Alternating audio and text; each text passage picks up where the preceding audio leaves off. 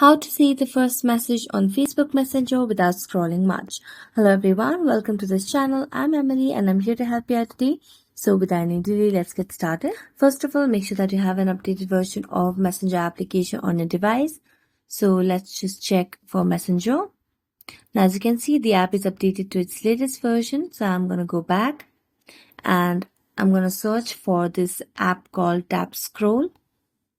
So as you can see, the app is already updated and installed on my device. So I'm going to tap and open.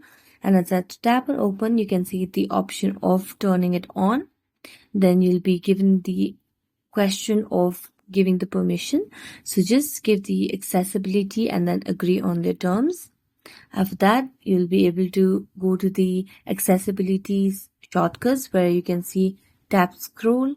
So you just have to toggle on this option of use tap scroll and you tap scroll shortcut. As you tap scroll shortcut,